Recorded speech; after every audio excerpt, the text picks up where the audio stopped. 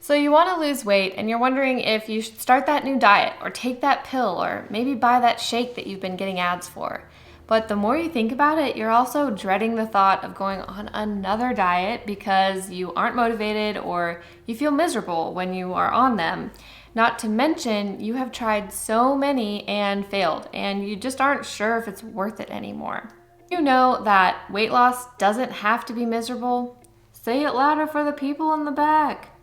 You can take steps towards being a healthier version of yourself without going on some starvation plan, eliminating all of your favorite foods, and then quitting a few weeks later.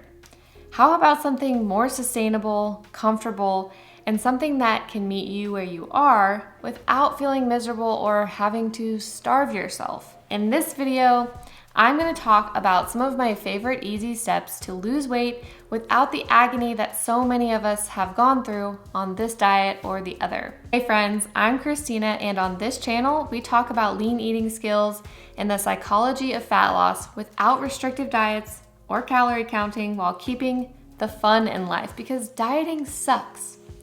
One of the questions I get asked a lot is, to lose weight, do I have to feel hungry?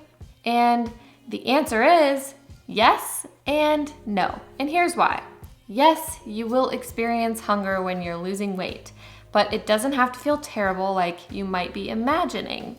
Now, you may have to change a few things, because if what you are currently doing isn't working, then that's, I guess, why you're watching this video. Or maybe you're my mom or my client, and in that case, hi mom.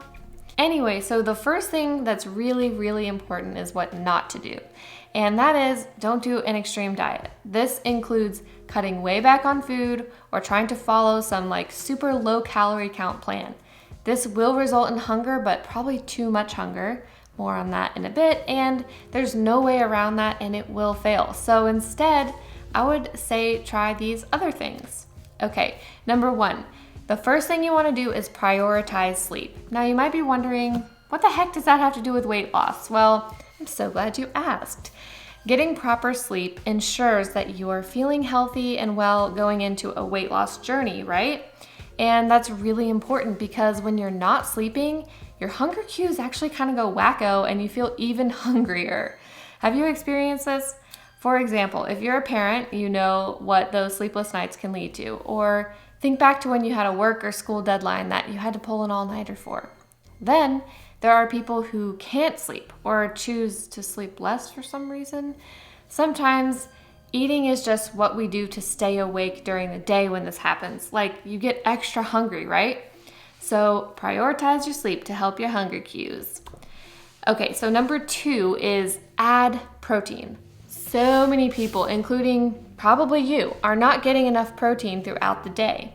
I recommend adding a serving at each meal, which would be around a palm size. And then add more, because I know you're not getting enough. It's funny, really. People assume that they are getting more protein than they actually are, and then maybe they pay attention or track it for a short time and realize, wow, what the heck? I'm not getting nearly enough. Even myself, if I'm not mindful of it, it's like the easiest thing to not eat for me. Sometimes I track randomly to see how I'm doing. My goal is to get at least 3 palms a day, but hopefully 4. I also supplement with a whey protein shake most days, definitely on the days that I am strength training. So for some people, protein just isn't their jam, so they don't get really pumped to eat it. That's okay. We can find some wonderful things for protein sources if we put our thinking caps on. Also, side note about hunger for those of us who menstruate, when I'm on my cycle, my hunger does seem to be elevated. One thing I have started doing is to be more aware of this and try to increase my protein even more in order to avoid snacking on more low nutrition foods, because that can actually make cramping and things worse, I have noticed. So it's worth trying if that sounds like you. So number 3, my third thing that I would encourage you to do is just add more fibers, fruits, and vegetables to your diet. There are lots of interesting fruits and vegetables. Can you get 1 to 2 fistfuls or cups of fruit and vegetables at each meal? I have lots of ideas Even if you're like, I don't even like vegetables, meh, because there are literally hundreds, and you're maybe just thinking of bland, boring bowls of cold lettuce or bland and boring plain steamed vegetables when you think of that. And yeah, that doesn't sound appealing to me either, but that's a topic for another video. But try to get delicious fruits and veggies in each meal. So my last tip that I want to talk about today is let yourself feel hunger before each meal. When I say feel hunger, I'm really talking about an empty growling sensation in your upper abdomen. If you're feeling something in your mouth or head, that's more of a craving or maybe low blood sugar, but it's not hunger.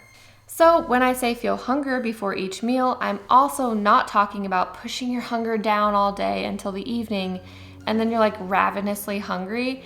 I'm talking about comfortable baby steps. Can you try feeling that steady belly hunger for about 15 to 30 minutes before each meal? This can take some time to relearn if you haven't been feeling hunger in your body for some time. I have clients who tell me they really haven't felt true physical hunger in a long time. They can't even remember. They didn't realize that, of course, until we practiced this as a skill for a while. Others, especially those who have a long history of dieting, really get uncomfortable with the thought of feeling hunger before meals, which is why we start off small, just 15 to 30 minutes. This can take a long time to distinguish what the right amount of hunger feels like. We're not trying to feel starving before each meal because that can lead to overeating later, which will throw off your weight loss goals for sure. Speaking of overeating, I have some experience with this myself. Personally, I used to be someone who would overeat frequently at meals. I think most of my meals I was eating to uncomfortably full and I didn't even realize it. I'm talking like had to unbutton my pants or made me feel like I couldn't get up after eating. It has taken me a long time to get used to this feeling of being satisfied without being over full.